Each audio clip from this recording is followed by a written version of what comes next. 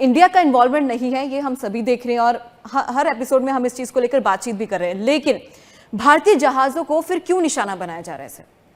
देखिए, दो दो तरह के प्रकरण है। भारतीय, अगर भारत का जहाज हो, भारत का फ्लैग हो, उसको निशाना नहीं बनाया जा रहा। अब क्या होते हैं शैडो फ्लीट? शैडो फ्लीट है कि आपने किसी कंपनी से जहाज किराए पे लिया, ठीक है जी, उस पे आपने किसी और का फ्लैग लगाया, वो जिसे कहते हैं ना 2 नंबर का शैडो फ्लीट, यानी कि गोस्ट फ्लीट, जिसका फ्लैग और नंबर किसी कंट्री से संबंधित नहीं है। आप कभी बार नकली फ्लैग, नकली नंबर भी यूज करते हो बेसिकली माल लाने ले जाने के लिए। कई बार आप ये फ्लैग और नंबर इसलिए भी छुपाते हो ताकि आप उनके निशाने से बचो, ठीक है जी।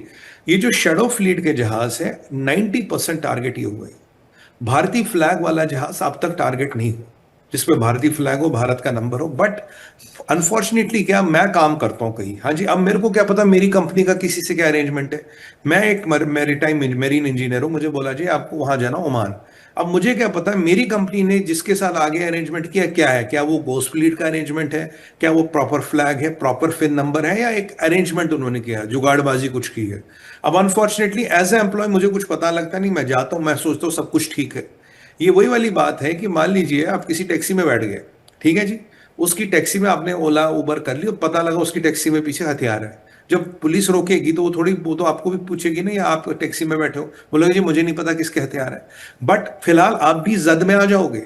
तो वही वाली बात है, जो हमारे बच्चे हैं जो काम करते हैं, उन्हें बेचारों को ये नहीं पता कि उनकी कंपनियों का किसके साथ क्या अरेंजमेंट है। क्या ये 1 नंबर का कार्गो ले रहे हैं, 2 नंबर का कार्गो ले रहे हैं, क्या फ्लैग प्रॉपर है, क्या फिन नंबर प्रॉपर है। ये सब जब नहीं होता तो तभी ये कहीं ना कहीं जाकर जद में आते हैं। देखिए, जैसे इस पर्टिकुलर जहाज की मैंने परसों भी आपके चैनल पे बात की थी, जब बिल्कुल हॉट न्यूज थी। मैंने कहा उसने जिद की ब्लॉकेड तोड़ने की। अब जब उसने जिद की ब्लॉकेड तोड़ने की तो अमेरिका ने इंजन क्या करता है, यूजुअली अमेरिका इंजन रूम पे फायरिंग करता है, 1 2 8 10 बार वार्निंग देता है। 10 बार वार्निंग देके बाद उन्होंने इंजन रूम पे फायरिंग की तो इंजन निष्क्रिय हो जाता है, जहाज वहीं का वहीं रुक जाता है। अब उस फायरिंग में अनफॉर्चुनेटली अगर आप मैरीन इंजीनियर हो या आप इंजन रूम में इंजीनियर हो तो आप उसका शिकार बन सकते हो।